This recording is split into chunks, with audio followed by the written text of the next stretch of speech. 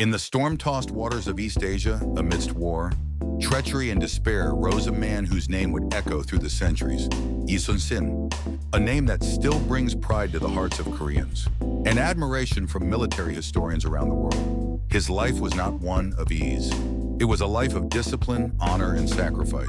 And his story is nothing short of legendary. Chapter 1, The Boy with a Warrior's Heart. Yi Sun-sin was born in 1545 in Hancheong, now modern-day Seoul. From a young age, he showed remarkable intelligence and an unwavering sense of justice. He dreamed not of wealth, but of defending his people. Despite initial failures in military examinations, due to political manipulation, Yi persisted. At the age of 32, he finally passed the state military exam. His journey as a soldier had begun.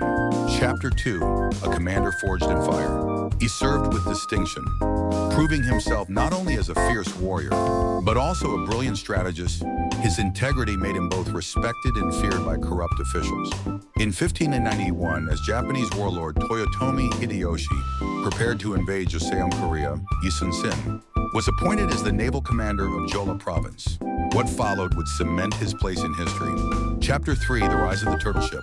Anticipating naval invasion, Yi designed a revolutionary warship, the Gyeobukseong, or turtle ship. Armored, fast, and terrifying to enemies, it was the first ironclad of its kind. In 1592, Japan launched its invasion. With only a handful of ships, Yi led the Korean Navy to stunning victories. At the Battle of Okpo, he struck first blood. Then Secheon, Hansan, and Engolpo followed each battle, a masterpiece of strategy and courage. Chapter 4, Betrayal and Imprisonment. But greatness attracts jealousy. Court officials, envious of Yi's rising fame, accused him of treason. Despite his successes, he was stripped of his rank, tortured, and imprisoned. Yet Yi bore no hatred. When the Japanese Navy returned, stronger than before, and the nation trembled, it was Yi Sun-sin still alive, still willing, whom the king begged to return. Chapter 5, The Phoenix Rises. With only 12 ships left, facing over 300 Japanese vessels, Admiral Yi stood before his men and uttered his immortal words. "I still have 12 ships. As long as I live, the enemy shall not touch our waters." At the Battle of Myeongyang, he turned the tide of war. Using currents, geography, and brilliant tactics, he annihilated the Japanese fleet without losing a single ship. Chapter 6, The Final Stand, Noryang. The war neared its end. Japanese forces prepared their retreat, but Yi knew this was not over. On the night of November 18th, under moonlit waves, Yi Sun-sin led the combined Yosi and Ming fleet into the narrow straits of Noryang. It was a fierce and chaotic battle. Cannon fire roared, ships shattered, and the sea turned red. Amidst the turmoil, a single bullet struck Admiral Yi. He fell, but he did not cry out.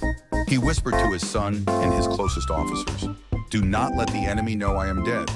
They placed his body upright in the command tent, covering the blood. His flag still flew. His voice, mimicked by others, still rang out with orders. Under his silent command, the Koreans fought with unmatched fury. They obliterated the enemy fleet. Victory.